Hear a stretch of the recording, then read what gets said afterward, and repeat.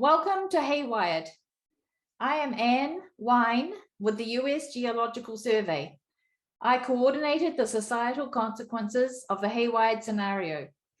This knowledge has been co-produced by 100 unique people, 20 unique authors that have acknowledged 80 other unique contributors to tell our story of an earthquake on the Hayward Fault. The last rupture on this fault was on this day in 1868, 153 years ago, which is close to the average of time of 150 years between earthquakes on this fault. Since then, we have built on and near the fault. A rupture to the surface would disconnect pipes, roads, communication lines crossing it. All earthquake hazards would cause widespread damage, displacing people and businesses. Our theme today is resilience through connections. I present to you Dale Cox, who manages the USGS Science Application for Risk Reduction, SAFER program. Dale has been a force in innovating applications of hazard science at the USGS, including multi-hazard scenarios, and he formed the Haywired Coalition. Thank you, Anne, and thank you for everything that you've done on all the SAFER scenarios, especially Haywired. The goal of USGS SAFER is to innovate the application of science to reduce risk from natural hazards for the safety, security, and the economic well-being of the nation. SAFER helps communities reduce their natural hazards threat by directing new and existing scientific research toward addressing gaps and vulnerabilities, producing innovative products, and connecting experts with users of their science. The request for disaster scenarios came out of workshops with emergency managers who wanted to exercise plausible events beyond their experience. One urban search and rescue battalion chief said to me, "If you help us with the disasters, we can do the catastrophes that much better." Our first scenario was Shakeout in 2008, from which today's Shakeout drill is derived. The completion of Volume 3 of Haywired marks the completion of all 4 SAFER scenarios: Shakeout, Arcstorm, SAFER Tsunami, and now Haywired. David Applegate, in his role as Associate Director of Natural Hazards, stood up SAFER. Today, we welcome him to address us as the Acting Director of the US Geological Survey. Director Applegate? Hello, and welcome to this rollout of the Haywired Earthquake Scenario, Volume 3. A one-of-a-kind study that we hope you will find engaging and instructive. I'm Dave Applegate, the U.S. Geological Survey's Acting Director, and I greatly appreciate the opportunity to speak today on behalf of the USGS, our incredible scientists, and the peerless group of partners who, with the release of this volume, have brought the Haywired Earthquake Scenario to its fully realized conclusion. This is the latest in a series of large-scale scenarios developed by the USGS and partners to help show the cascading social, economic, and environmental consequences of a disaster. By looking at what could be, the purpose was to identify what can be done in the here and now to build resilience and change outcomes. The original idea for these scenarios emerged from a small but dedicated team at the USGS led by Lucy Jones and managed by Dale Cox. What began as a multi-hazards demonstration project in Southern California evolved into SAFER, Science Application for Risk Reduction. This little project had a big vision: to pay more attention to and be prepared for how major natural hazard events could affect communities. The emphasis was to be on impacts and cascading consequences, not just the hazard itself. And that meant lots of partners who understood those impacts, partners that from the start included those in the communities at risk. As an objective, non-regulatory federal science agency, the USGS does not make policy, but we do provide significant support and input to policy and decision makers to help ensure public safety, a healthy environment, and economic prosperity. To that end, we want people to use our science, as well as see how the science informs decisions that impact people's daily lives. We realize that if you create a story around the science that directly impacts people, and you build a scenario in which the science can be applied, the importance and value of that science is more broadly understood, and the science is used to make critical decisions. In short, instead of just telling people science is important, SAFER's unique operational concept has been showing people just how critical science really is. Scenarios like Haywired are based on USGS hazard science, but they're also guided by social science principles, such as describing what to expect in a disaster, co-producing a shared experience or story, coupling the threats and risks to what can be done about them, communicating with partners across the spectrum of available tools, and engagement with national and state leadership, community planners, emergency responders, and the general public to ensure they have the best information possible to help protect communities, keep people safe, and recover from an event when one occurs. Haywired Volume 1 described the what, a magnitude 7.0 earthquake ripping through the Bay Area and what the immediate hazards might be. Volume 2 discussed engineering implications of the scenario and the importance of building better now to mitigate the damage and losses and building back better after an event like this takes place. Volume 3 digs deeper into the societal impacts of a hypothetical quake centered in an area of our nation with a significant population and key infrastructure at risk. We have several other speakers on the agenda today who will go into more detail about Volume 3, but I'd like to highlight a few key points. At its core, the Haywired scenario is about connectivity. It's not simply about the connectivity of information technology networks or systems, although those systems are critically important to any community. Rather, it's about the connectivity between and among people and communities that makes Haywired so valuable. The wired in Haywired is a reference to this theme of connectivity, and we see it represented throughout the scenario in a variety of important ways. In the inclusion of 100 people from widely diverse organizations who worked with the USGS to co-produce Volume 3. In the examination of physical interactions of lifeline infrastructures, from transportation systems to utility systems to travel corridors and telecommunications networks, all of which are interconnected and in some cases dependent upon each other to operate, which conveys the truly dizzying complexity of coordination that must occur to create a scenario like Haywired.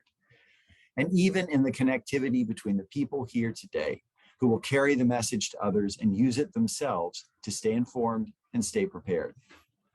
Haywired shows how the creation of a scenario can be a platform for partnerships among a diverse spectrum of stakeholders, from geoscientists to engineers and economists, to urban planners and industry partners, and a variety of other sectors that keep America's communities safe, resilient, and vibrant places to call home.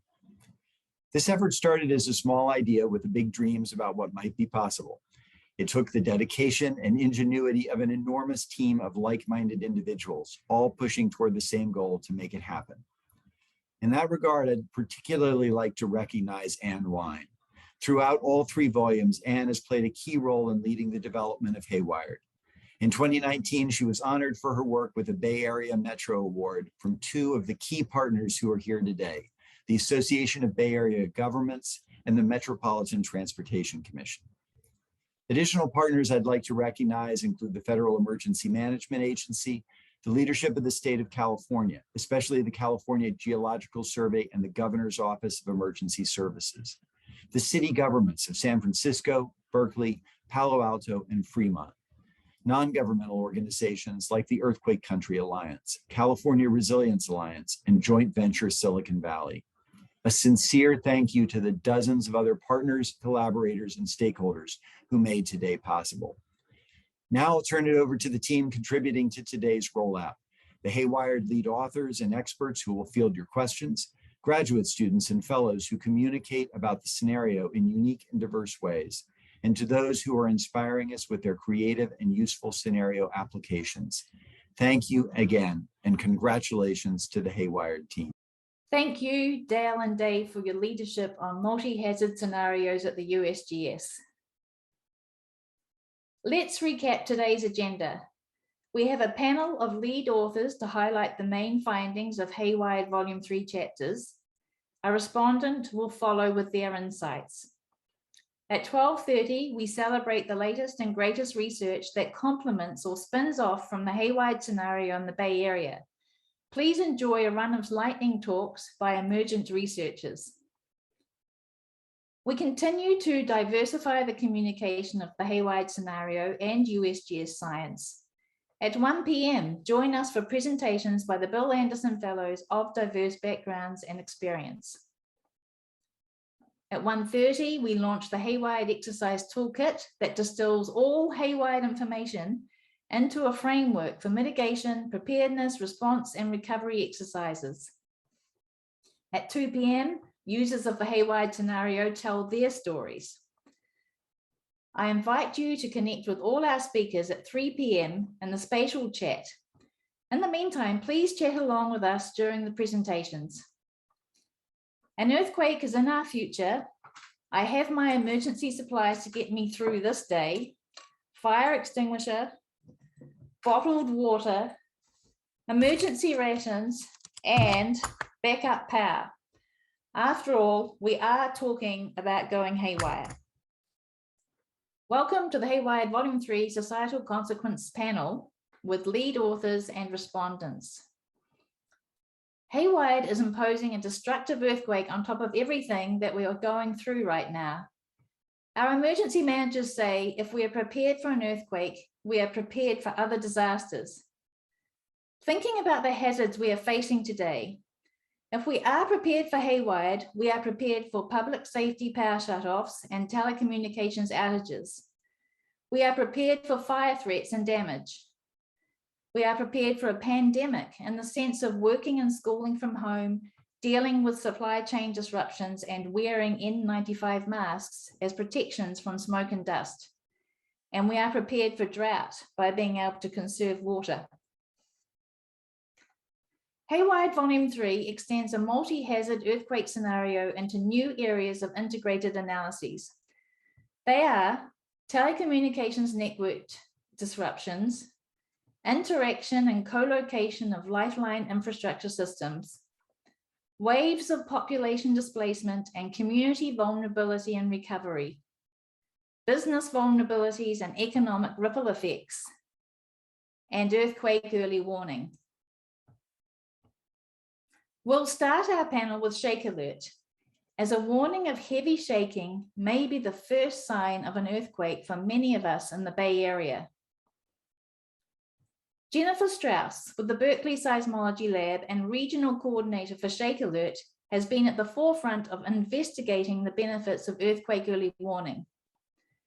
Douglas Given will follow with an update on the Shake Alert system. Doug coordinates the efforts of USGS and its partners in developing the system for the United States.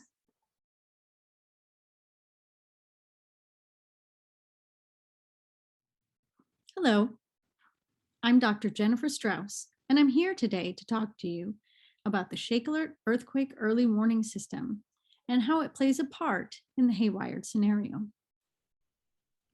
We will discuss how this system can help people and businesses to use this tool to increase response and recovery for a large event. Shakeler is a partnership between government and university partners who work together to run both the algorithms that make early warning possible, as well as the seismic networks that provide the data.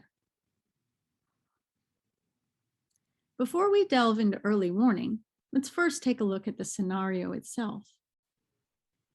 The Haywired scenario is an imagined but scientifically plausible scenario event that allows people to envision and ultimately plan for a large disruptive earthquake under an urban environment, and lets us look at how our interconnected and wired way of life could be impacted. The main shock is a magnitude 7 earthquake that occurs on the Hayward Fault along the base of the East Bay Hills. This earthquake would cause strong shaking over the entire San Francisco Bay Area, with severe impacts along the fault. The shaking will be strongest along the fault and will generally diminish with distance, but there will be locally intense shaking in some areas due to soft soils.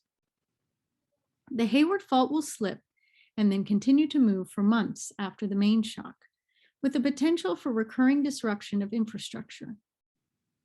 Widespread ground failure will also occur along the shores of the San Francisco Bay in the form of liquefaction, and in the East Bay Hills as landslides. For many people in California, the first information they may receive about a quake is through the now public Earthquake Early Warning System. This system takes information recorded on seismic sensors about an earthquake that has just begun, estimates the magnitude and shaking area for the event, and sends that information to partners who can then redistribute that information to end users, ideally before the end users feel shaking. These alerts, of course, could reach users before, during, or just after shaking arrives at their location. Alerts can be received on smartphones through the National Wireless Emergency Alert System and through licensed apps. Or businesses and various Lifeline operators could implement automated controls in response to early warning alerts. For full disclosure, I am the product manager of one of these licensed apps. People near the epicenter, just under Oakland, will not receive a warning before shaking begins at their location. The algorithms need time to measure the initial seconds of the quake in order to characterize the magnitude, determine the location of the quake, and send out an alert. While that is not ideal for the people at or around the epicenter, the good news is that people farther away can get a warning before the strong shaking reaches their location. The amount of warning time a person receives depends on how far they are away from the epicenter and what type of delivery method was used to send the alert their way. Since the Haywired Scenario main shock is a large event, population centers miles from the epicenter will still feel strong shaking and be able to take action to protect themselves. It is also important to note that aftershocks will not always occur at the epicenter of the main shock. So people who were near the epicenter for the larger event may receive an early warning before the shaking arrives for one of the aftershocks. One of the main goals of earthquake early warning alerts is for people to be able to take protective actions and for businesses to use automated controls to prevent cascading failures. By cascading failures, we mean one thing that leads to another thing that leads to another thing. These cascading failures can significantly impact recovery. In past events, people have been at risk for becoming stuck in an elevator that has become misaligned due to heavy shaking. Others can have trip or fall injuries that cause them to be quite injured after the shaking is over. Calls to 911 from people stuck in elevators, or for people who have fallen in their house and can't seem to get up, can overwhelm the emergency call system and prevent other calls from getting through in a timely manner. This is very concerning because fire following earthquake is a major cause of post-earthquake destruction, according to Scawthorne 2018. So Shakeler's ability to possibly reduce 911 calls from low-level injuries, to reduce 911 calls from people trapped in elevators, can perhaps let those calls about fires to get through more easily. How would this work? An earthquake early warning system that triggers an elevator to stop at the nearest floor and offload its passengers would keep those passengers safe.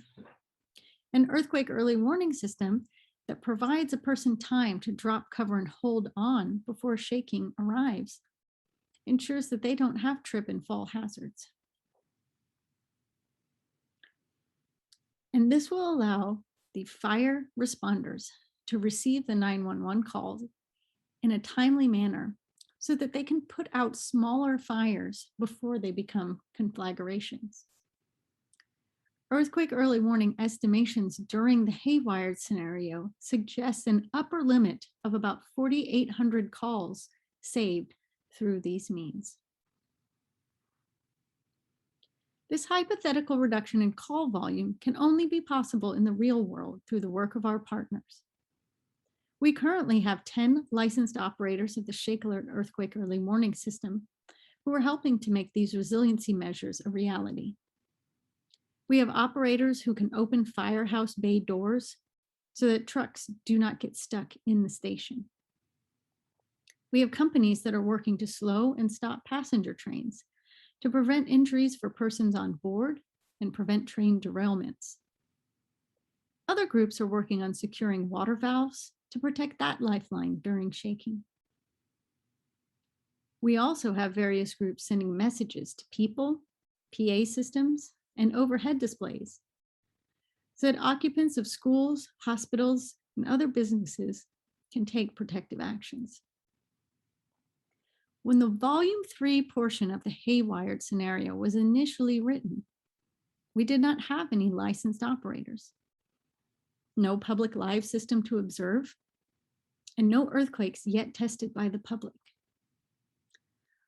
All of the information that we gathered was based on modeling and the algorithms that were in place at that time. But now we have improved algorithms, improved station density, and a public earthquake early warning system. We can use this Shakeler system as a tool in the resiliency toolbox, along with planning, retrofitting, and building better, to allow us to have a more robust future in the face of this natural hazard. We view that we will have more concrete examples of the benefits of earthquake early warning in the years to come. Thank you. Hi, I'm Doug Given, the National Coordinator of the Shakeler Earthquake Early Warning System. The mission of the Shakeler system is to minimize property damage and injury and loss of life during earthquakes. It's a collaboration among many state and university partners led by the USGS Earthquake Program. And we've pursued a deliberate, phased approach in developing the system that has accelerated as funding became available. This has resulted in the rollout of institutional use in 2018 that involved machine-to-machine automated actions and limited alerting to personnel. We began statewide public alerting in California in October of 2019 and extended public alerting to Oregon and Washington earlier this year. Public alerts are delivered through FEMA's wireless emergency alert system to all Android phones and to apps like MyShake, Shake Ready San Diego, and Quake Alert USA. There are also dozens of automatic systems installed to protect people and infrastructure like water utilities and transit systems, and many more are in the works. The flow chart at the bottom of this page shows the major components of the Shake Alert system. First, there's a ground motion sensor network and a telemetry system to deliver the ground motion data to processing centers. And then the processing centers are where alerts are generated.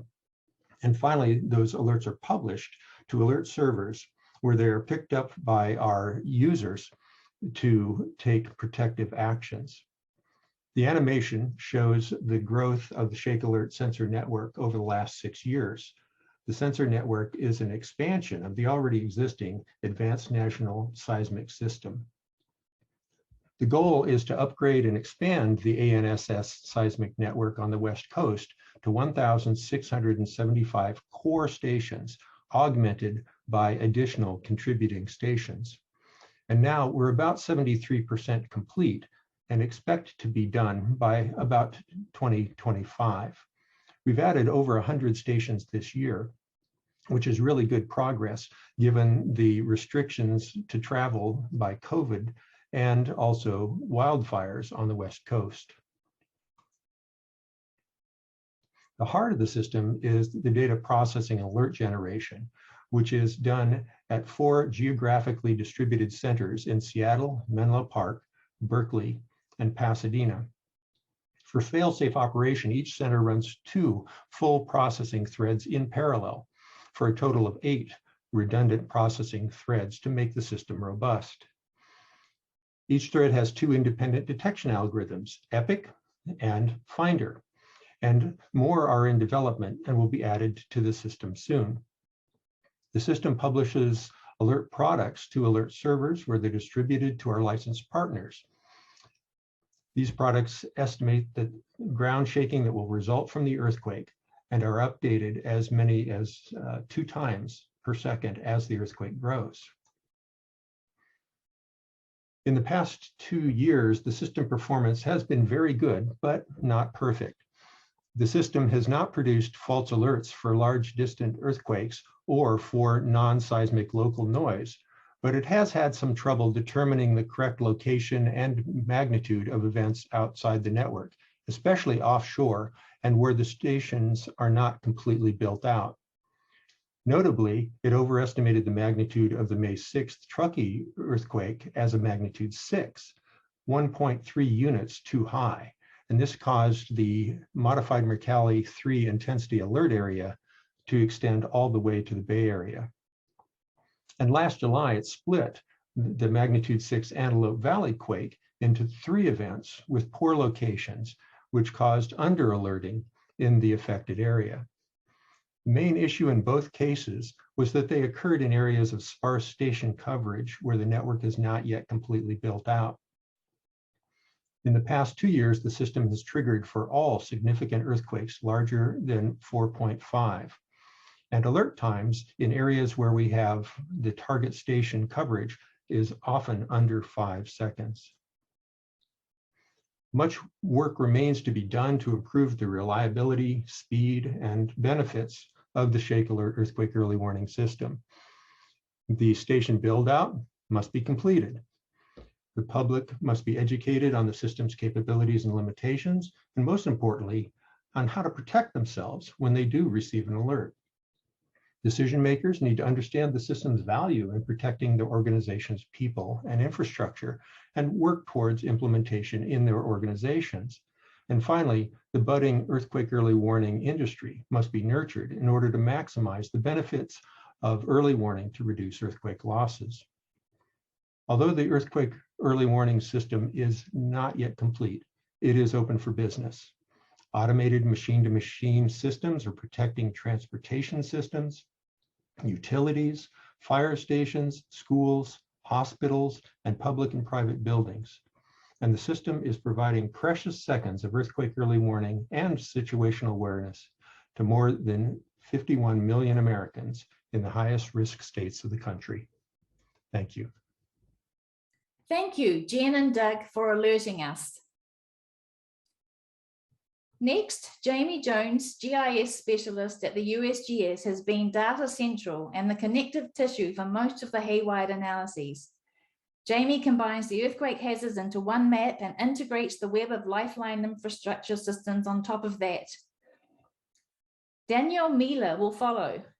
In parallel, she led a Lifeline interdependency study for the San Francisco Lifeline Council and is now Resilience and Sustainability Manager for the City of Alameda.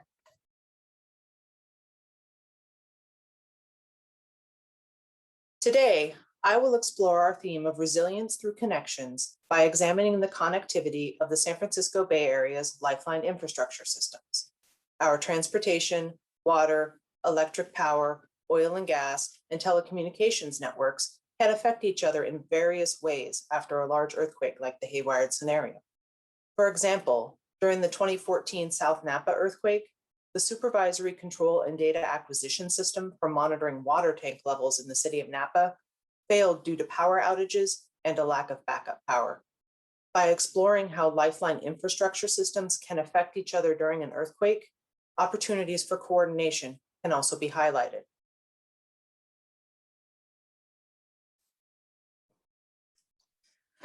An earthquake is more than just shaking. In the Haywired scenario, the initial event produces sudden slip along the Hayward Fault and widespread ground shaking. The fault slip and ground shaking then lead to ground movement in the form of surface rupture, landslides, and liquefaction. Damages from these earthquake hazards have the further potential of initiating fires following the earthquake, and co-seismic slip evolves into afterslip as time passes and the plates re-equalize. Aftershocks and their related hazards then continue over the course of 2 years following the main shock. Modeling capabilities across organizations and Lifeline systems are not comprehensive for all earthquake hazards, complicating efforts to understand Lifeline infrastructure damages. While many local lifeline utilities modeled how their systems responded to haywire ground shaking, not all modeled damage from liquefaction, and none were able to factor in fires following the earthquake. To more thoroughly examine potential impacts from haywired hazards on lifeline infrastructure systems, each hazard was reclassified into 3 hazard intensities and then combined to illustrate potential multi-hazard intensity across the region. Lifeline infrastructure systems in the San Francisco Bay Area are exposed to various combinations and intensities of the 5 hazards of ground shaking, surface offset, landslides, liquefaction, and fire following the earthquake. The most prevalent combination of 3 hazards is ground shaking, liquefaction, and fire. Notably, interoffice fiber optic cable and BART facilities, which are found in more urban areas, are most exposed to this combination of hazards. A small number of highway bridges and fiber-lit buildings could be impacted by all 5 hazards. There are also more than 500 instances of lifeline infrastructure crossing the Hayward Fault in areas with measurable coseismic surface offset. These are primarily surface streets and interoffice fiber optic cable crossings. Very high multi-hazard intensities may impact around 5% of dams in the San Francisco Bay Area, subjected predominantly to high-intensity ground shaking, high landslide or liquefaction hazards, and/or fault rupture. High multi-hazard intensities such as high liquefaction hazard caused by moderate shaking may affect nearly 1/3 of petroleum storage facilities, 15% of AM radio antennas, and 1 oil refinery.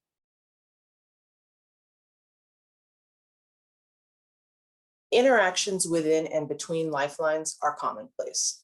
As technology continues to advance, we see more of these and other lifeline interactions relying on telecommunications and electric power to function as well. Lifeline damage and outages may also damage and delay restoration of co-located infrastructure. For example, transportation right-of-ways also serve as corridors for laying other infrastructure like pipelines and telecommunications lines. To explore this idea, we developed new methods using geospatial data to identify lifeline infrastructure co-locations in the region. The San Francisco Bay Area covers thousands of square kilometers, and co-location of surface streets and other distribution infrastructure will amount to many repairs that may or may not be coordinated to reduce disruption. However, the sheer number of lifeline infrastructure system co-locations throughout the region overshadows the importance of the infrastructure in 2 ways: transmission infrastructure and potentially societally critical infrastructure. Transmission infrastructure primarily covers macro-level lifeline infrastructure systems, while societally critical infrastructure is defined in terms of the potential economic impact due to lost capacity, the service area, and public safety concerns. Concentrations of co-located lifelines stand out in the larger cities of San Francisco, Sacramento, and Oakland. Other areas in the South Bay, such as in Santa Clara and San Mateo counties, and major highway corridors also contain high concentrations of co-located lifeline infrastructure.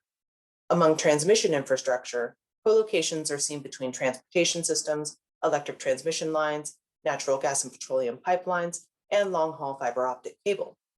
Refining the focus to societally critical infrastructure highlights other types of co-locations between systems, including electric substations, water transmission conveyance systems, and macro cellular sites. The integration of lifelines with each other and the environment creates a complex system of potential failures compared to analyses of individual lifeline infrastructure systems. Co-located infrastructure is exposed to very high multi-hazard intensity along the Hayward Fault rupture and in developed areas of Alameda and Western Contra Costa counties. Co-located infrastructure is also exposed to high multi-hazard intensity along the San Francisco Peninsula and the southeastern edge of the Sacramento-San Joaquin Delta. In North Richmond, co-located fuel pipelines, fiber optic cables, rails, and streets crossing the surface rupture may experience collateral damage and require coordination between providers to restore.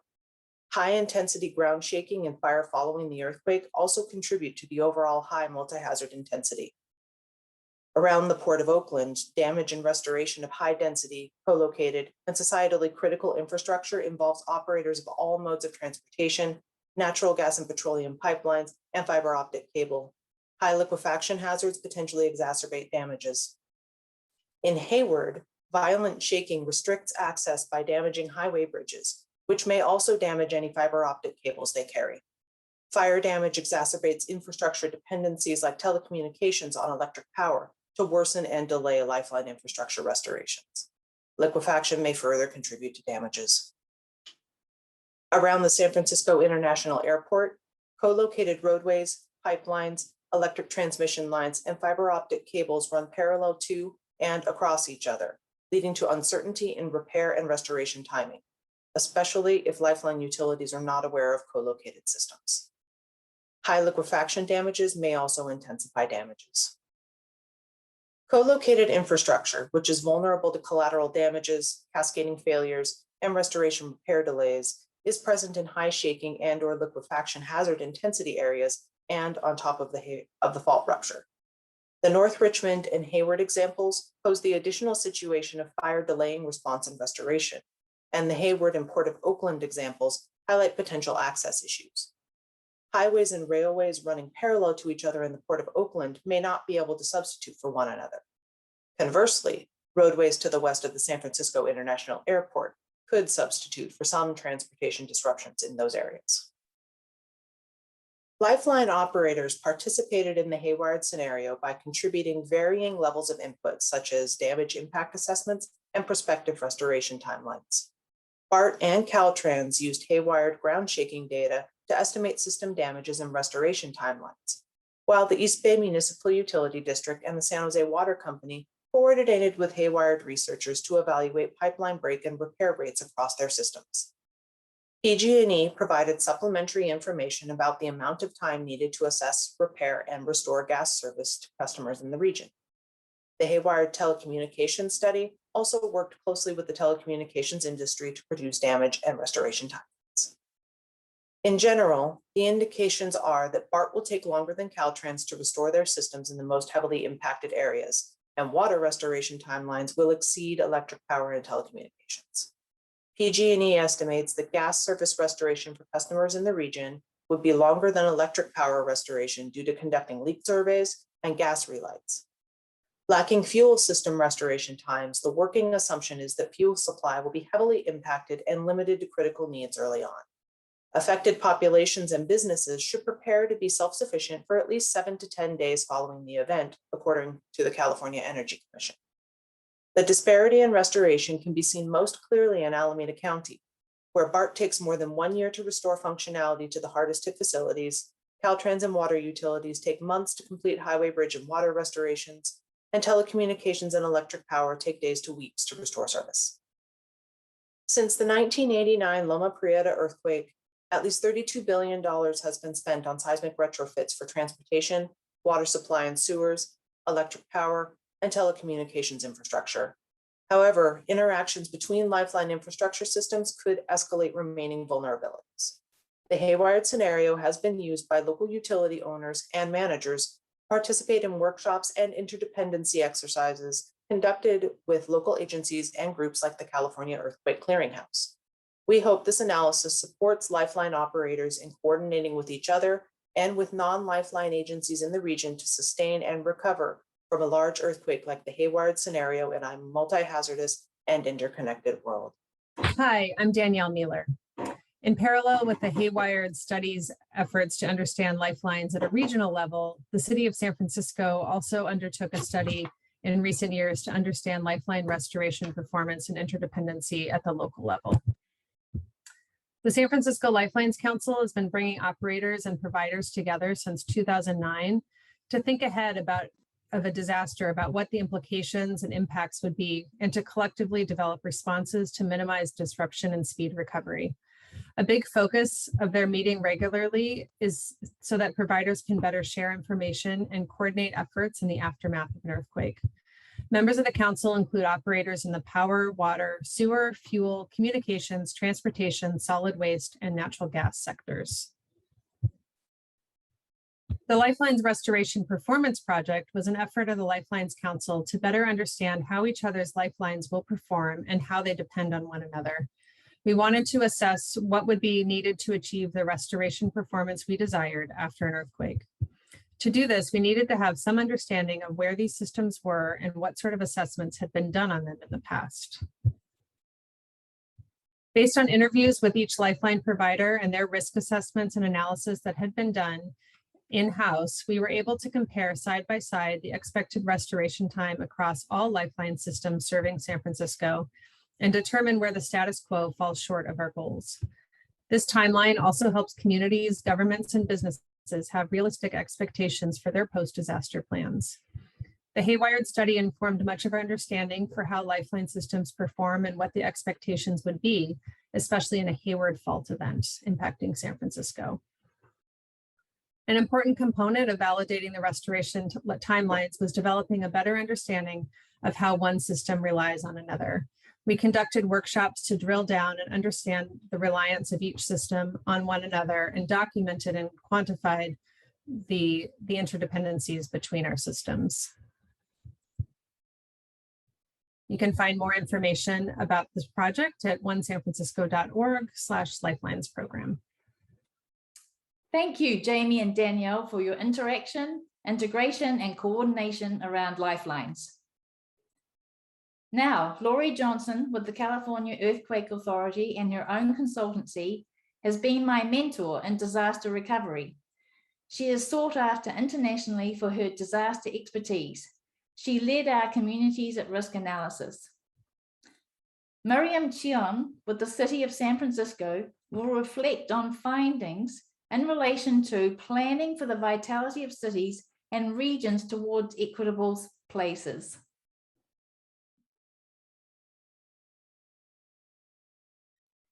Thank you, Anne. I'm excited to share a long-term perspective on the impacts that a major earthquake could have on communities in the San Francisco Bay Area. But first, I want to acknowledge my amazing co-authors, Jamie Jones, Anne Wine, and Jeff Peters, all with the USGS. We define communities at risk as places where normal community functions will be severely impaired or cease to exist for months, even years after a disaster, and where residents may be forcibly displaced because of direct damage to their homes and neighborhoods, or voluntarily relocate because they cannot obtain services or otherwise recover. For a magnitude 7 earthquake on the Hayward Fault, we wanted to understand, for example, where there may be areas of concentrated damage like the 17 ghost town neighborhoods across Los Angeles following the 1994 Northridge earthquake, or whether we could face widespread and long-term population displacement like New Orleans after Hurricane Katrina in 2005, or whether there may be places where that would require substantial governmental intervention, investment, and replanning, like the red zone areas of Christchurch and neighboring communities following the 2010-2011 Canterbury earthquake sequence in New Zealand. Combining the 2018 studies of the hazardous estimates of building damage caused by earthquake, ground shaking, landslide, and liquefaction with the building damage caused by 450 large post-earthquake fires estimated for the Haywired scenario, we estimate that nearly 1 million residential buildings, or 1.4 million housing units, and nearly 40,000 non-residential buildings sustained damage in the Haywired scenario. That means that almost a third of the Bay Area's housing stock is damaged. Of this, 100,000 residential buildings sustain extensive or complete damage and thus are potentially uninhabitable. Over half of the property losses are concentrated in Alameda County, as you can see in the bottom graph on the right. Contra Costa and Santa Clara counties also sustain heavy losses. Based upon research following other disasters, as well as expert input, we identified a threshold of 20% of building square footage in an extensive or complete damage state, and thus deemed uninhabitable until necessary repairs or rebuilding are completed, to identify census tracts with areas of concentrated damage. These areas cover only 8% of all census tracts in the 9-county region, but they contain nearly 50% of all housing that is likely to be uninhabitable or completely destroyed. These areas also contain about 600,000 employees. These maps show the areas of concentrated damage for all occupancies combined, multifamily occupancies, and single family and duplex occupancies. We analyzed 8 key occupancy groupings separately. All the footprints show similar patterns of concentrated building damage along the entire East Bay corridor, in the Santa Clara, Santa Ramon, and Livermore valleys, and in the flatlands surrounding San Francisco and San Pablo Bays. In the next stage of the analysis, we looked at a number of socioeconomic factors affecting immediate post-earthquake displacement, as well as subsequent waves of displacement that can occur over an extended period of time. The table shows a range of estimates that we made of potential populations and households at risk of displacement from the magnitude 7 main shock Haywired scenario earthquake. The estimate of 152,000 displaced households provided in the April 2018 release of the Haywired scenario was based upon the HAZUS analysis of shaking, landslide, and liquefaction only. It roughly equals about 6% of the 9-county region's households. Integrating in post-earthquake fires and lifeline outages yields potential displacement estimates of up to 10% of the region's households and populations. Up to 20% of the region's households and populations live within the areas of concentrated damage. While it is not likely that all households or people in these areas would be displaced, neighborhoods serving infrastructure and services and heavy levels of surrounding building damage could lead to higher rates of displacement in these areas than in less damaged areas. Using a set of 10 community vulnerability indicators developed by the Association of Bay Area Governments and the San Francisco Bay Development and Conservation and Development Commission, we found that around 350,000 people reside in block groups with CVI scores of 5 or more. Of these, most reside in Alameda and Contra Costa counties. We supplemented the CVIs with population analyses of other socioeconomic factors affecting displacement: school-aged children, households with disabled persons, and homeless populations, shown in the bottom left. We also created an indicator set to account for the potential voluntary displacement of young mobile populations, which we know contributed to high vacancies in the ghost town neighborhoods following the Northridge earthquake. And young mobile populations have also been leaving the region during the pandemic. On the right is a composite map of all the different socioeconomic factors within the areas of concentrated damage.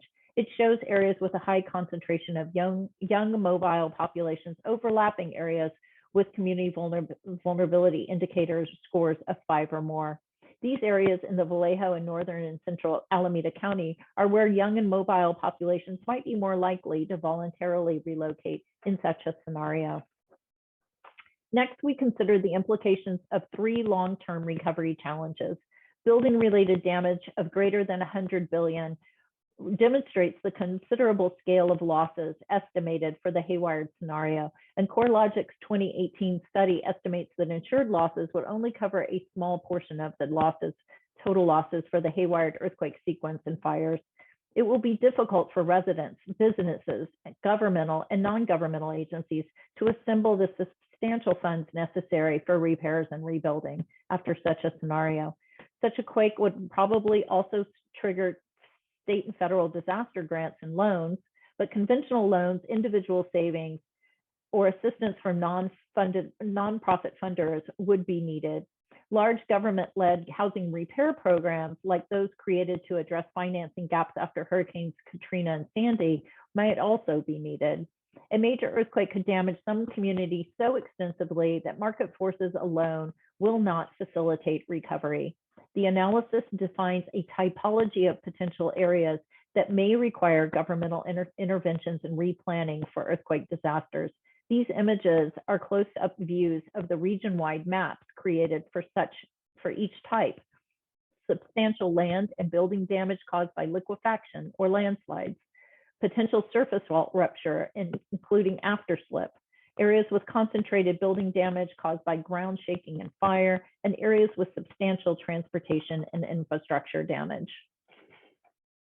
A 2018 analysis by Tom Brocher and others estimates that since the 1989 Loma Prieta earthquake, 80 billion of investment across the Bay region has been directed to critical infrastructure upgrades as well as extensive retrofitting of seismically vulnerable buildings.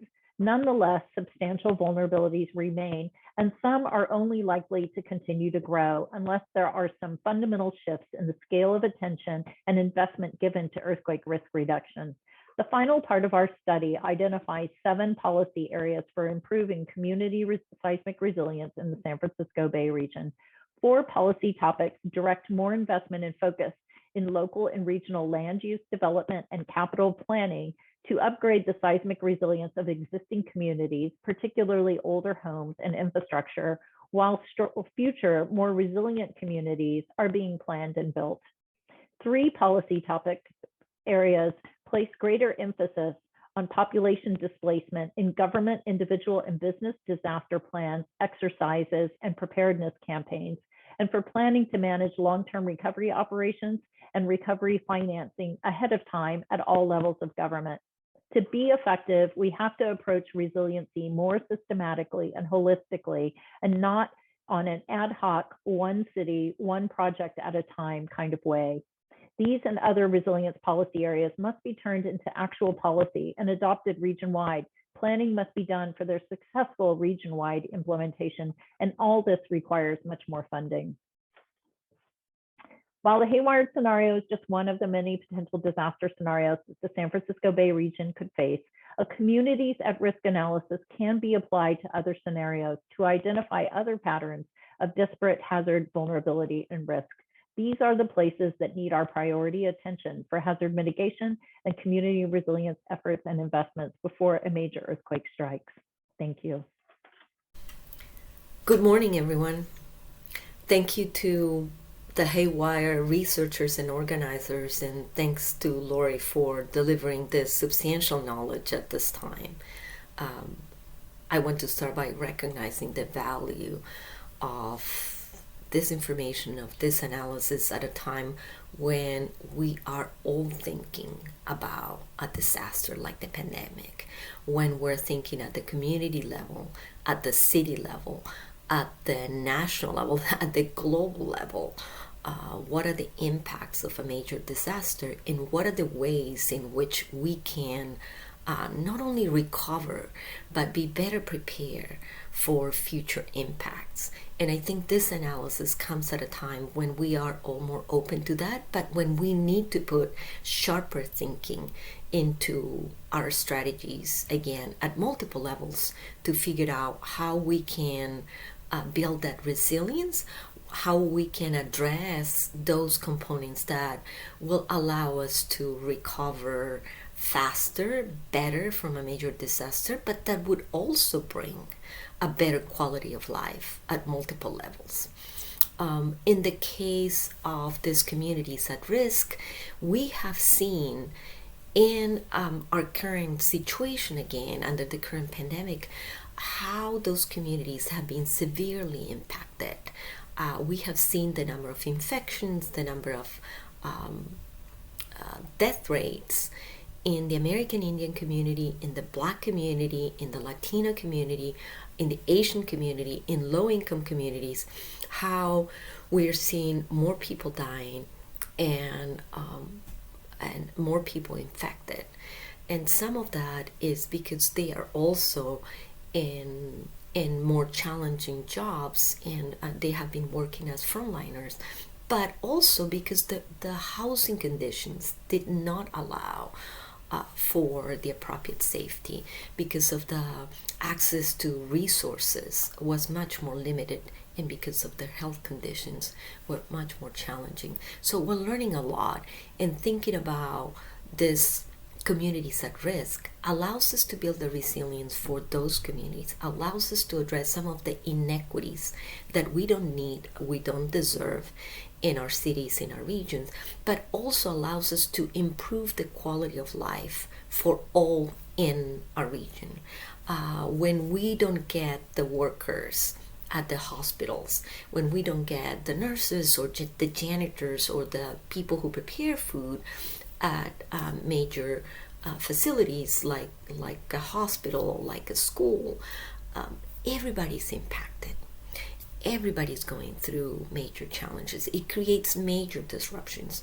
So this is an effort that can help us address some of the huge inequities that we have created in our regions, that we have created in our economy.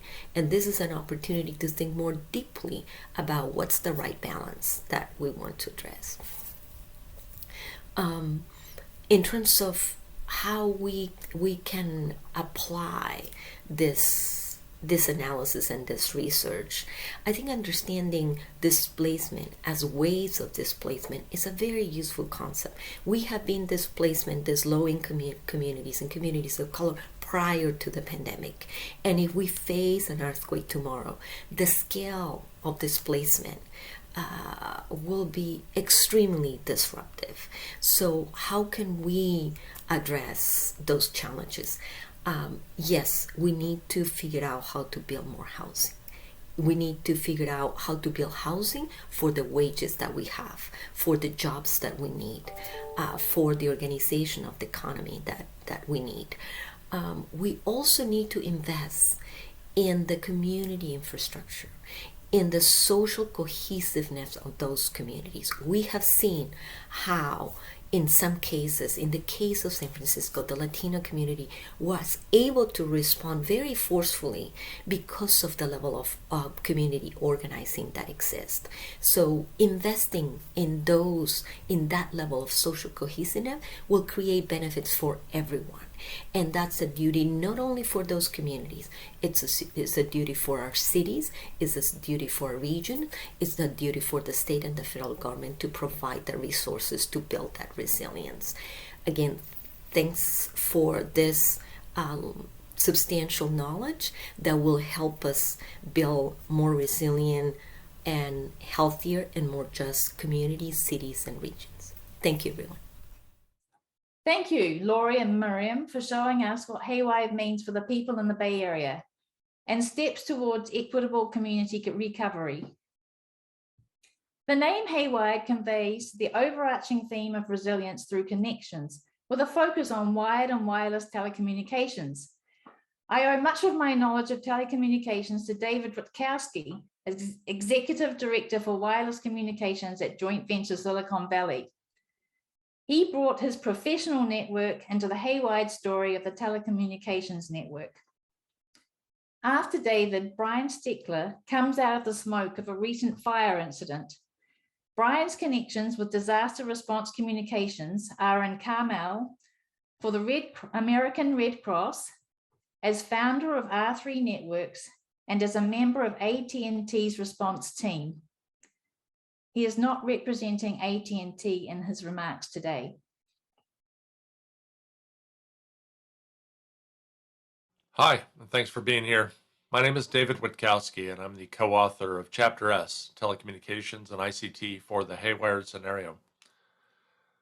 It should be no surprise to any of us that communications is a fundamental part of life in the 21st century. It's just as important to us as electricity, gas, water, sanitation. It's something that we have come to rely on, and when we don't have it, it's a major problem.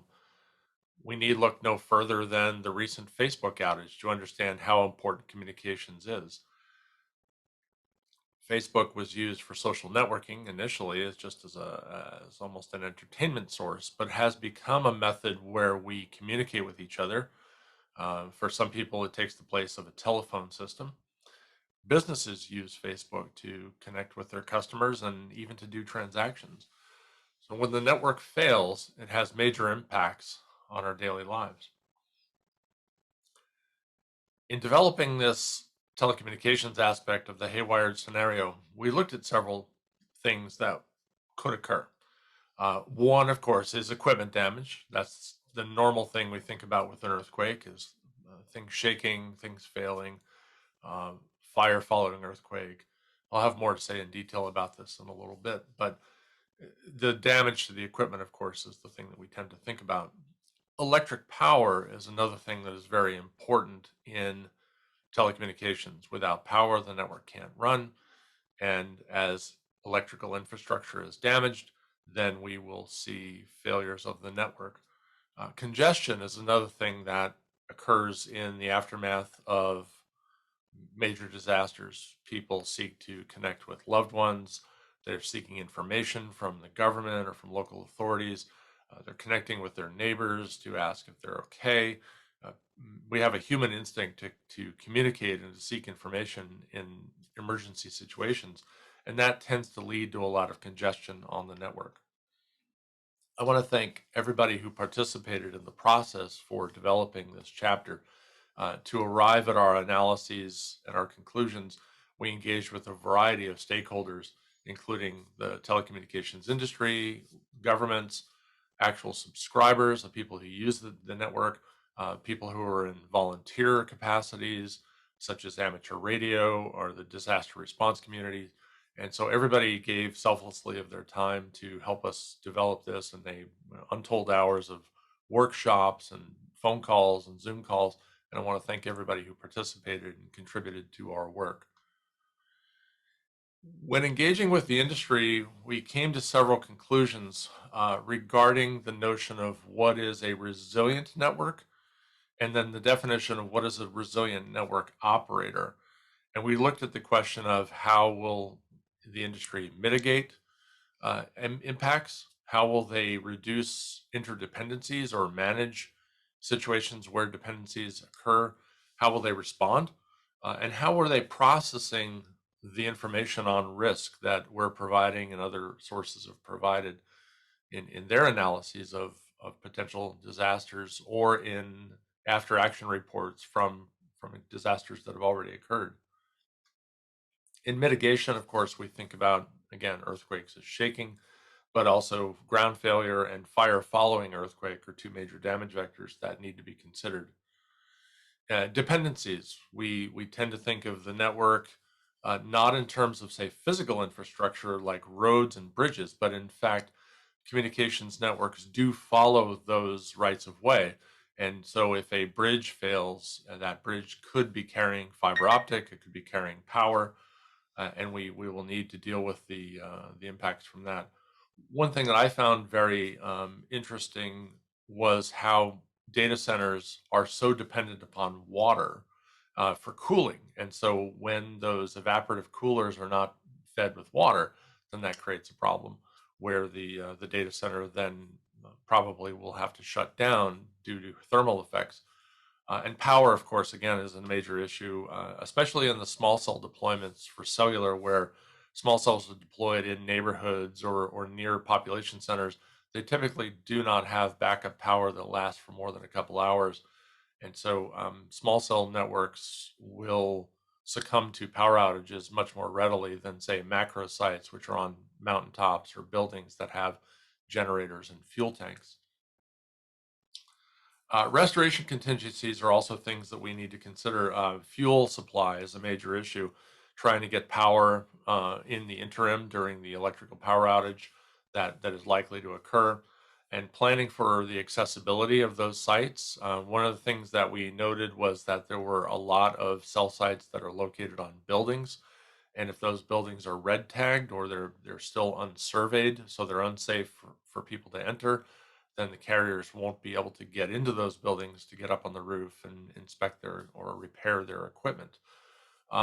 Planning for skilled labor supply is a challenge. We have a lot of people who are not working right now and by choice, and a lot of people who are skilled in this area may not be here in California, so bringing them into California is a major consideration. So how do you bring people in?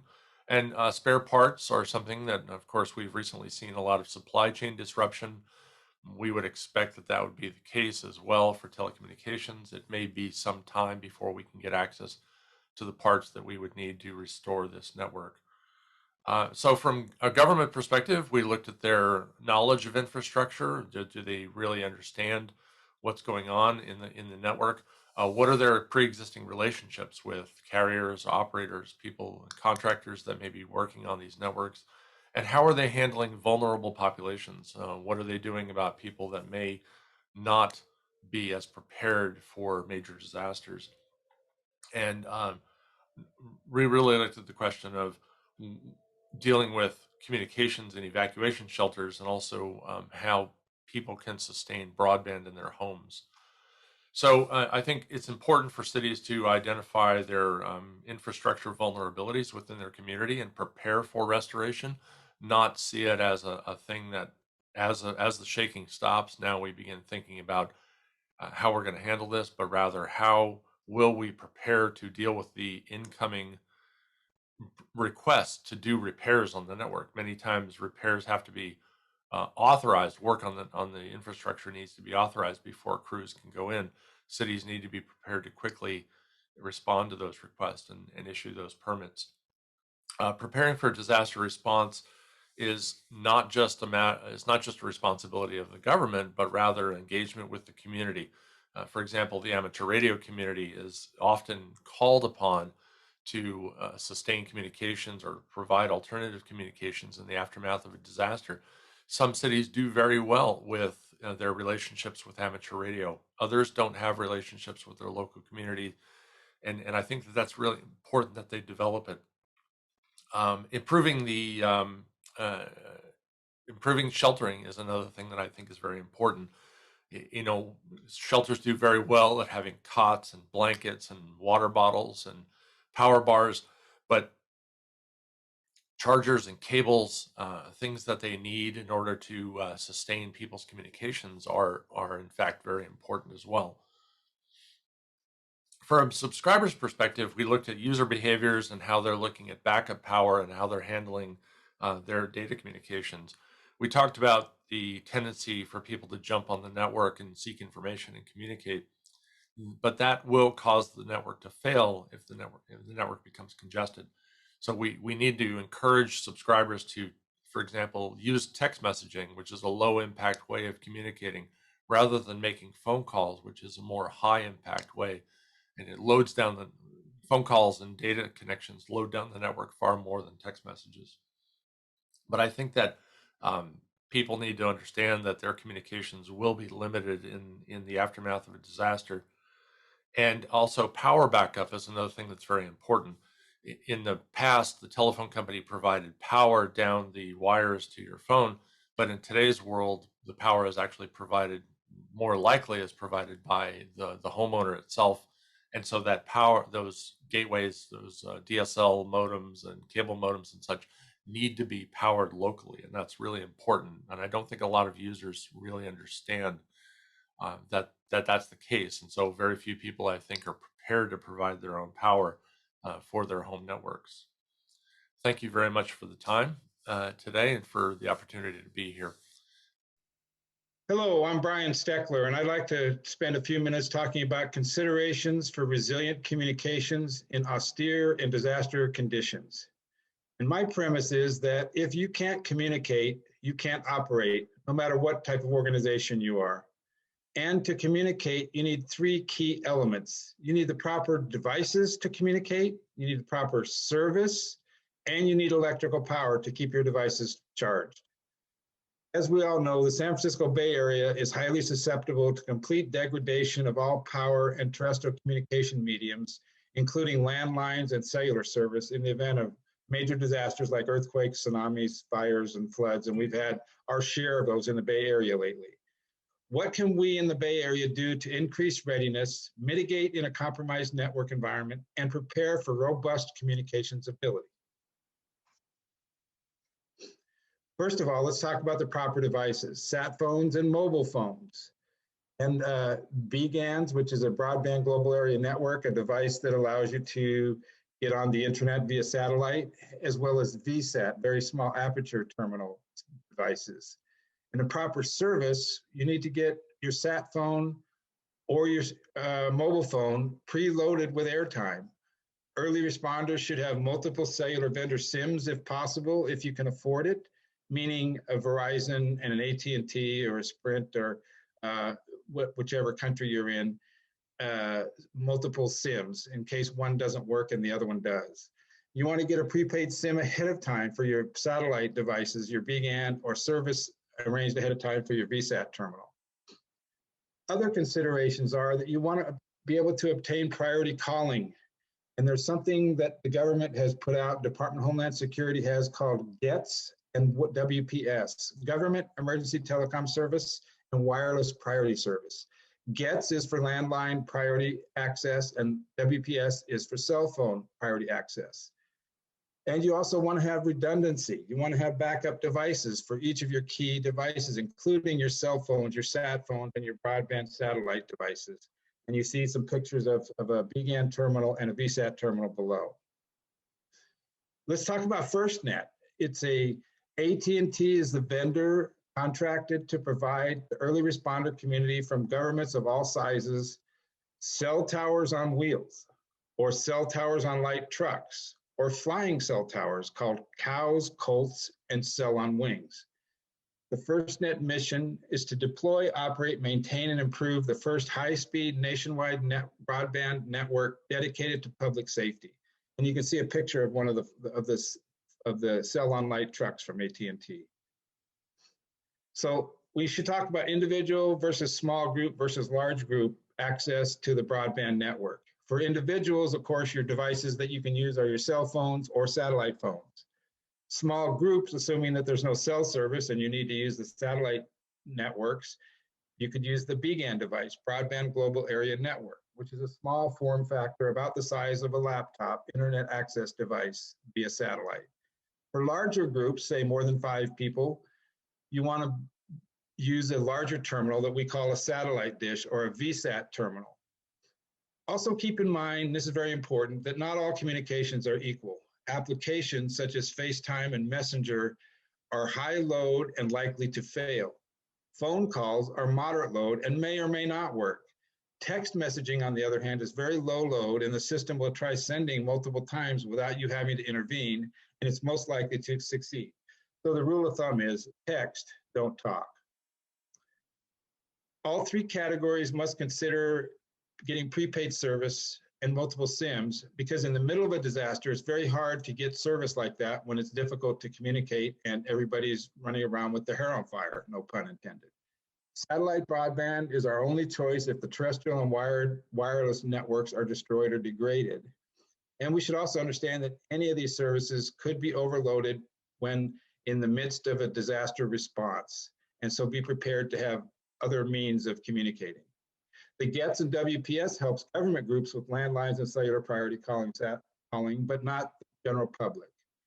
Sat phone networks, which the general public could use if they could afford it, can be overloaded as well. In summary, we need to pre-negotiate or pre-purchase services on all of our devices. We should have redundant devices and services, for example, satellite and terrestrial and dual SIMs in your devices. And also, our first choice for communications is text versus talking. You need to consider how you'll get power to run or charge your devices, and you'll want to have spares of each type of device.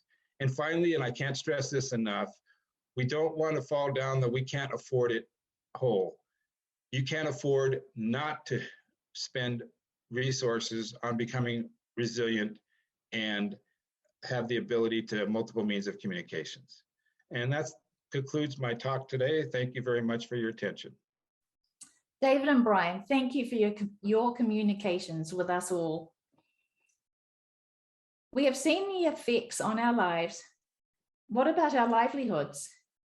Cynthia Kroll, retired chief economist, and Bobby Liu from the Metropolitan Transportation Commission and Association Bay Area of Governments are here to summarize and interpret Haywired economic analyses. Carleen O responds.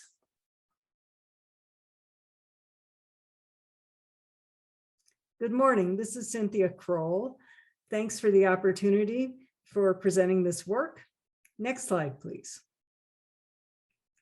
So here's what the Haywired scenario tells us about the economy.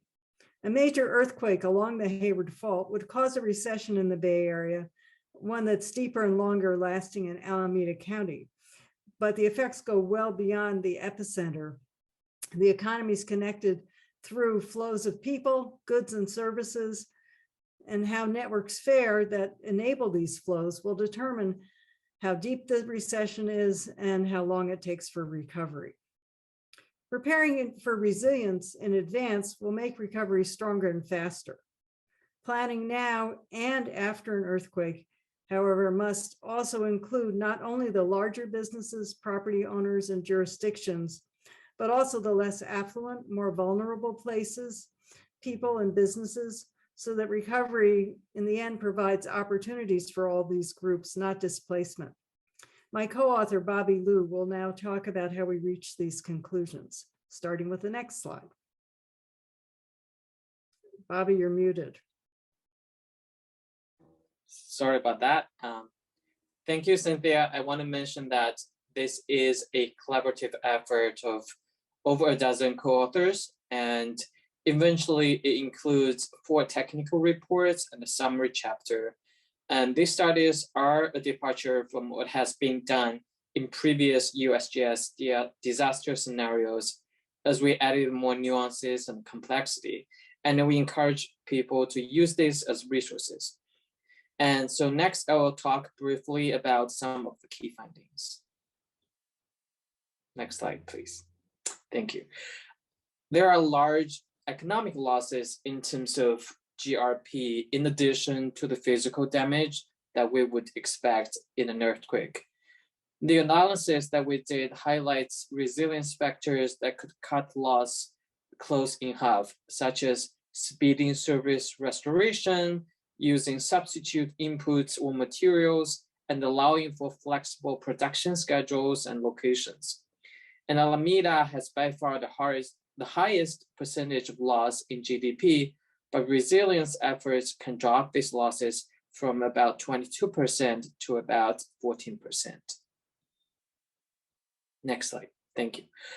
And the second point is that utility network, transportation networks, supply bottlenecks, and complaint restructuring would affect results. We found that damage to travel network causes almost half the job loss and slows down the recovery. And the communication networks, if back online, can support quicker recovery. And as we project forward, a lot of uncertainty still remains. Construction bottlenecks can stretch out the recovery time by 5 or 6 years, while relocation of jobs, as we have seen, feasible in the pandemic, could shift growth beyond the Bay Area for the longer term. Next slide, please. And this slide just shows that commuting pattern within the region means that the impacts would not only be in the areas of concentrated damage. Because of the interconnections within the region, people living in unaffected areas may still lose jobs, and those living in areas of concentrated damage may be unable to reach their jobs, and both exacerbating the impacts of the earthquake. And we also want to highlight some of the findings on business vulnerabilities. We looked at detailed characteristics of firms in the most vulnerable census tracts using Dun & Bradstreet data. We also evaluated business size and minority ownership. We found that retail, wholesale, and manufacturing businesses are more likely to occupy the more vulnerable building types. The areas with higher degrees of losses also had slightly higher minority shares. And in addition, the more vulnerable sectors had relatively higher share of smaller firms in terms of revenues, giving them less resources for recovery. And now I'll hand it back to Cynthia to talk about the implications of these findings. Thanks, Bobby.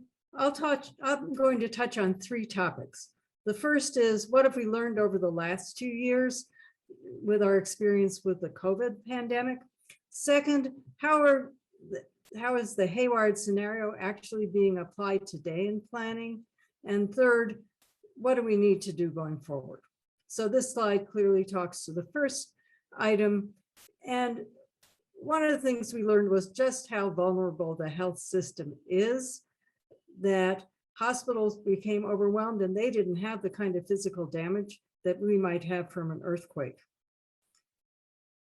In the Bay Area, however, the quick action of public health officials across counties helped keep hospitals from being overwhelmed. So there's a lot that networking can do to try and reduce what happens once a disaster occurs. Communications also about supply needs and cooperation within the region and nationwide help to move resources to critical areas, and networks adjusted to allow work to continue in many sectors throughout the region. We learned a lot about how creative business can be in all of this, but also there are still unexpected structural changes that could affect us going forward now or after an earthquake. And we also learned a lot about who is most vulnerable. Next slide, please. On the second topic, I know most about what was done at the regional level using Haywired, The scenario was included when ABAG and MTC did their Horizon Futures part in preparation for Plan Bay Area 2050. And then as part of that aspect, they tested different types of strategies to see what would be most robust over the long term in terms of actions, including those that address risks like seismic risks. And finally, modeling the Haywired scenario allowed the team, after I left, to understand how the pandemic, the COVID pandemic, might actually affect the long-term future that they had projected for Plan Bay Area 2050. Next, please. So what can we do to avoid catastrophe for the region? We need to prepare now to address the risks and to increase our resilience. We've done a lot on physical improvements, but clearly we need to do more, and housing is likely to be a critical factor. There are bottlenecks that will make recovery more difficult. If we can resolve them now, we'll be in better shape when the earthquake happens. We also need to address how recovery can be financed or insured. And a couple of final words on redundancy. Redundancy is really important. It makes survival easier when some parts of the system become inoperative. So think about the roadways or the bridges as compared to ferries and how they operate. I'm also encouraged by the amount of planning that's done across different groups within the region. Within business, we have several strong business organizations that make sure that firms are talking to each other. We have cities and counties that talk across jurisdictional boundaries. We also need conversations and preparations that empower a wide range of stakeholder groups so that those most at risk of displacement also are brought into the conversation on how to prepare and how to respond. Thank you. Now we've asked Carleen Au to go ahead and tell us a bit more about what one of these business organizations does. Thank you, Cynthia and Bobby, for setting up the Haywired contacts and sharing your insights. Hi, everyone. My name is Carleen Au, and I'm a Senior Economic Development Analyst with East Bay Economic Development Alliance. We're a regional economic development organization and network comprised of public, private, and community organizations in Alameda and Contra Costa counties. As an economic development practitioner, I was invited to share remarks on the impacts and business vulnerabilities revealed during COVID-19 and the importance of strengthening local and regional networks in both responding to and planning for future economic and physical disasters. The pandemic created major disruptions to our lives and our economy. It revealed and amplified many of our existing economic inequalities around race, gender, and income. The pandemic also highlighted how connected and critical the Bay Area economy is to other parts of the state, country, and the world, and the need to strengthen both the social and physical infrastructure to support recovery. So I'm going to quickly run through some of the economic vulnerabilities we experienced and some of the transformations that was accelerated by the pandemic.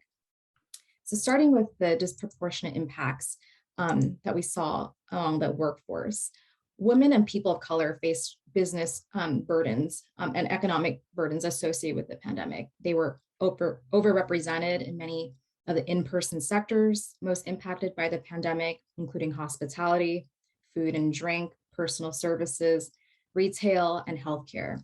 We also saw workforce volatility as many essential workers lacked access to childcare assistance or had to stay home to tend to sick family members. The map to the right shows geographic disparities in unemployment rates by zip code. And what you can see is a vulnerable workforce that live along Interstate 880 and the Hayward Fault, who would be severely impacted by both a physical and economic shock. Moving to broadband, during the pandemic, we saw the rapid and necessary adoption of remote work, e-commerce, virtual learning, telehealth, which helped mitigate some job losses and certainly allowed businesses to pivot to digital services. But it also revealed the digital divide gaps in literacy, in service, and affordability. So, as we are experiencing more intense wildfire events and, plan for future disasters, utility providers are deploying public safety power shutoffs as a response. Last fall, many businesses located in wildfire-prone areas had to close for many days because of these power outages. So this has become another costly issue for businesses. And lastly, on the point about digital vulnerability is cybersecurity threats, which has become a growing concern among businesses lacking the IT infrastructure to protect their financial information. Next slide. Because of our strategic location in the Northern California mega region, we have a vast transportation network. We have 2 major ports in our area, Oakland and Richmond, an international airport, and a vast network of highways and railroads. Maintaining and investing in resilient infrastructure to move our goods in and out of the region is critical to mitigating prolonged economic devastation. And as we're seeing more people heading back to work, we are also experiencing worsening traffic congestion. At the same time, gas prices are also increasing. So as we move into this recovery period, we are seeing an uptick in public transit use. And we are very fortunate to have a public transit system, but it must remain a safe, viable, and affordable option for our commuters. Another major economic vulnerability we're all experiencing is how we respond to manufacturing and supply chain disruptions. As I'm sure you're all following in the news, the great supply chain disruption is causing major shipping delays and even contributing to inflation.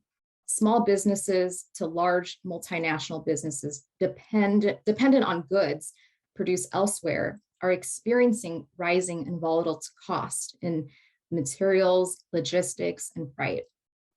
Not to mention, we're in the midst of a major labor shortage among manufacturing, warehousing workers, and truck drivers. So the bottom line is that this pandemic really underscored how interconnected the world is and how we need to center planning and recovery efforts in a more comprehensive and holistic way.